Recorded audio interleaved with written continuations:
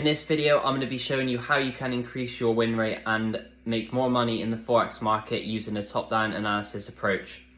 Alright guys, so starting from the very beginning, I'm going to be going through what top-down analysis actually is and why you should be using it, particularly because it can increase your overall accuracy in the market. So I'm going to be going through why you should use it, and then we're going to be getting into some actual examples of where I would use it personally in a live market and how I kind of view the market in order to arrive at the high probability setups that I take and I send to the group.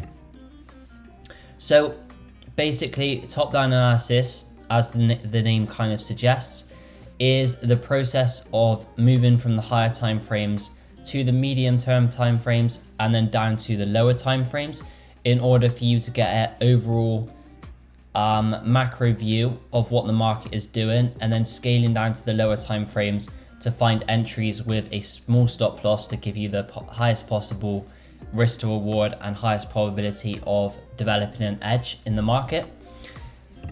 So the benefits of top-down analysis are basically that we can obviously first of all improve our accuracy, and the reason we can do this is basically because let's say you're only on the lower time frames and you haven't looked at any of the other time frames at all. You're going to be very caught up in what the lower time frame is doing and completely unaware and ignorant of what the higher time frame is doing. So for example, let's just say we're on the 1 minute time frame. God knows why we're on there, but let's say we're on the 1 minute time frame and the 1 minute time frame is in an uptrend, so we're looking for buys. However, when that 1 minute time frame arrives in, let's say, a 15-minute area of supply, we know that that uptrend is likely to reverse. But if we were only focused on the 1 minute time frame, we would have been completely unaware of that. So that's how we can improve our accuracy using top-down analysis, is basically just to make us aware of what the higher time frame trends are doing, as we always want to make sure we are aligning ourselves with both the higher time frame technical and fundamental picture. And the second point kind of follows on as an extension from that, so we don't get lost in the lower time frames by only narrowly focusing on the lower time frames and not having an overall idea of what the market is doing or where the overall market direction is heading. If we are looking at from an SMC or price action perspective, it adds weight to your areas of supply and demand, simply because if we're identifying our supply and demand zones on the higher time frames, we can basically say that obviously more liquidity has been traded in those zones because they happen on a higher time frame, and just in general the higher time frame zones tend to hold a lot more weight and react a lot more nicely. And then obviously we can scale down to the lower time frames as well to find the more high probability refined entries. And probably the main point and the reason why this approach resonates particularly well with myself is that it's very logical and you can repeat it every single time in a step-by-step process. So with some strategies, let's say you've got 4 different confluences that you're looking for. This can be quite ambiguous at the time and can induce a lot of sort of subjectivity into your trading, because you don't know exactly when and where you're going to be looking for these confluences. You can just say, oh, they happened at this random place, so I'm going to enter. So you don't know sort of like where and exactly when to enter the trade. But with top-down analysis, it's a logical process because we are breaking it down step by step from the higher time frames to the lower time frames, and we know exactly when we have a valid trade. And then if we have a valid trade, we can just execute on that. There's no ambiguity or subjectivity in our trading, which is what we like. We just want it to be a clean mechanical process. Even if we are using a discretionary system, we want to make it as rule-based and mechanical as possible. So how to actually implement it, and this is when we're going to be breaking it down into some examples that I've prepared, and this is where it's going to kind of clear up everything for you guys and make it a lot more concise and clear. So step 1, identify overall market structure on the higher time frame. So if we just exit this, and I'll go through the example whilst explaining the steps. And the first example I had was Euro Pound. So if we go over to Euro Pound,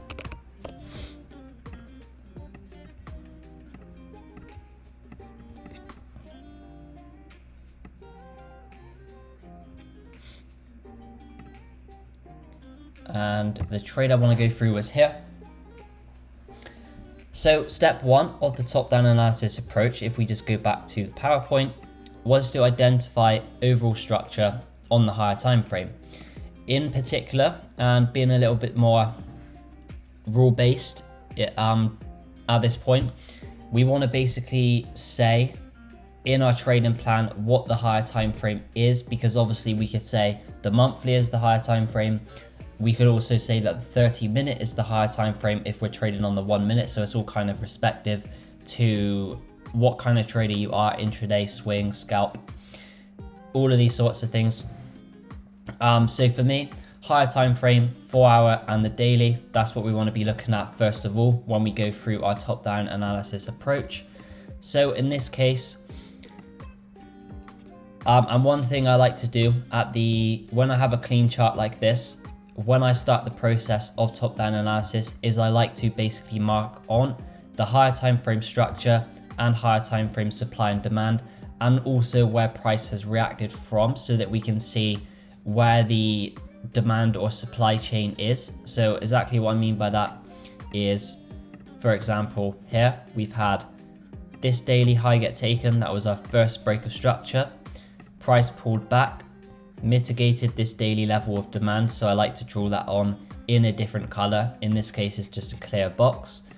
We then had the daily price action push up, taking out the next high in the sequence. So that would be a further break of structure. So identify overall higher time frame structure. In this case, we are clearly bullish. So that means we are looking for buys at this current moment in time. So going back to PowerPoint, the next step is to identify areas of supply and demand where price may react from. And one thing to note with this top-down analysis strategy is that we don't need to be correct in our analysis in order to make profit from a trade. So for example, it only needs to be a small reaction from the higher time frame zone, because on the lower time frames we could still capitalize on that with the small stop loss. So for example, let's say, so on the daily time frame, we're going to identify our areas of supply and demand. So the one that I can see that stands out to me is this area just here. It's a clean daily area of demand. All of the price action below in the current trend leg is efficient. This one here, it's imbalanced, and we have sort of induced the level as well. So what I mean by our analysis can be completely wrong is that price can come into this level and maybe push up a little bit. So maybe like, I don't know, 20 pips on the daily time frame. So something like this. And on the lower time frames, if we're using, say, a 5 pip stop loss, we could still catch a nice move using this. And we don't actually need to be completely correct in that price does something like this, where we continue the overall trend. The overall trend could, in fact, break, but we could still get a reaction from this daily demand. So that's basically what I wanted to say with that, if that makes sense for you guys. So yeah, what we do next, now that we've identified our higher time frame supply and demand zones and overall market structure, we go to the medium term time frames to refine and just get more clarity on where price is heading by taking into account things like liquidity, imbalance, all of that sort of stuff. So we can see that this was our whole daily area of demand, but what I wanted to do was go to the 1 hour and the 4 hour. These are the sort of medium term time frames, and I wanted to refine it to a more concise zone, because obviously this daily zone here is, 30 pips, which on euro pound is quite a decent amount. So I wanted to refine it to this hourly level of demand just here. You guys can see that most of the levels below are efficient as well. So this level was sort of the most ideal refined area where I was looking at, and it just stood out to me since it clearly created this imbalance. It was the demand that took out this previous structure as well. And where I said that we want to look at liquidity as well, we can see that price was generating a lot of liquidity above this area. Lots of people were buying in this region, which is causing this sort of support to form. And we know that most traders are losing. And in this case, most traders are buying above this area. So what we want to do is wait for those traders to be taken out of the market. And we'll just change the color of this for a second. So going back to the PowerPoint, the next step is to head down to the lower time frame and basically analyze the structure and see what the structure is doing. And in particular, with this strategy, what I want to be doing is looking for the 5 or the 15 minute, depending on the time frame we identified our POI on. So as a general rule, I'm going to be going no lower than the 5 minute time frame, but ideally we want to see a break of structure on the 15 minute. So yeah, just to keep it simple, we want to go to the lower time frame after identifying our medium term time frame refinements, and obviously after as well identifying the overall market structure and direction. So yeah, lower time frame structure for entries. We want to see the lower time frame switch inside the area of interest that we previously highlighted. So on euro pound, it's that blue area of demand that we drew a box around. And then we want to see that the lower time frame realigns with the higher time frame. So exactly what I mean by that is, so this is our lower time frame. As price approaches the area of demand, even though the higher time frame is bullish, like we said, since price is doing a pullback on the higher time frame, currently the lower time frame is bearish as we were approaching this level. So what we want to see is for the lower time frames to flip bullish by basically analyzing the lower time frame structure. So going on the 5 minute and just playing price, we're basically looking to identify a change of character, which is when price breaks structure against the trend. So we can see that in this case, we had this 5 minute structure break to the downside. This is our most recent lower high. So this is the area we want to see broken in order to enter a buy position if one is valid. So playing price, there we go. We can see that we get that change of character.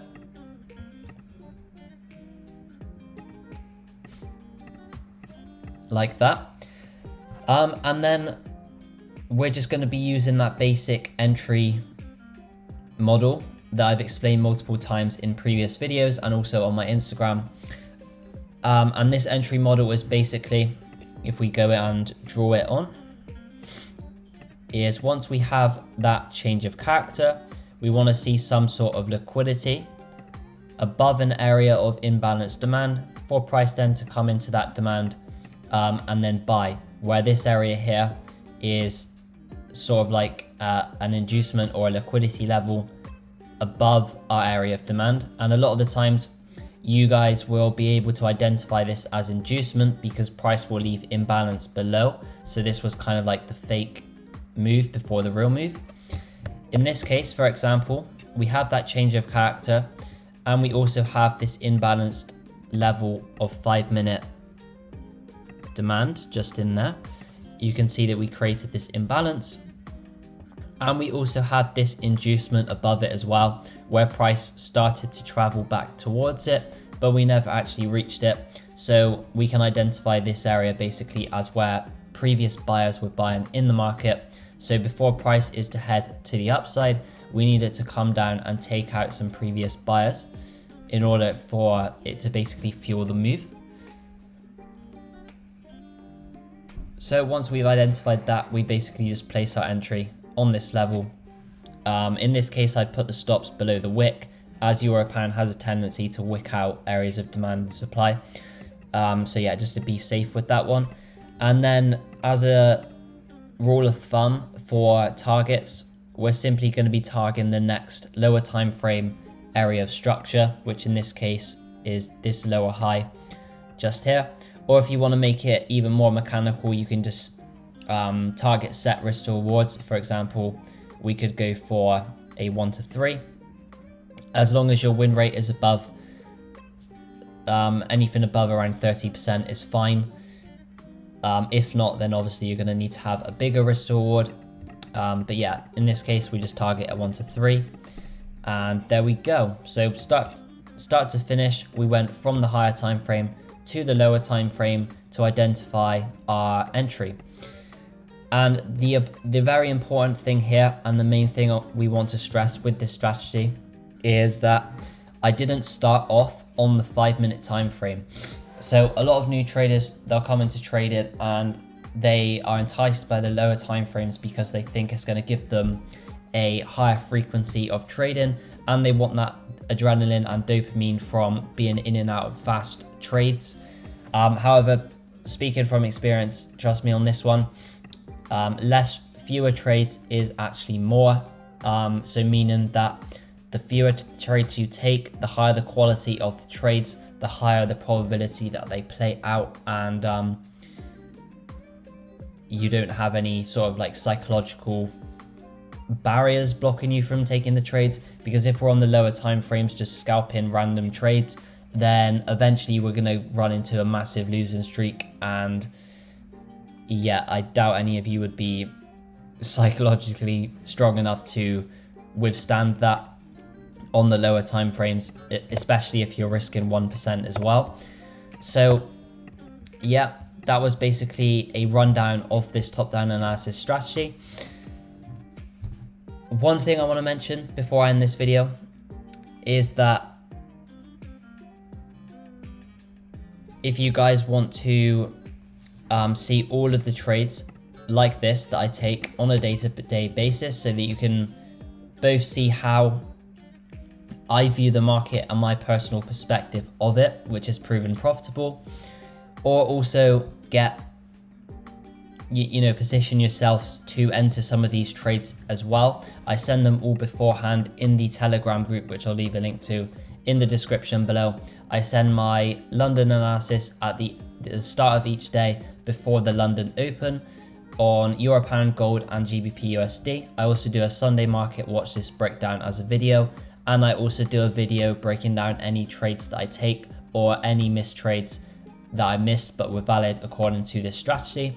So if that sounds interesting to you and you think that may help to speed up the learning process of this strategy and overall price action trading, then leave a link. I'll leave a link in the description to that below, and you guys are welcome to join it if you want. Thank you guys for watching though.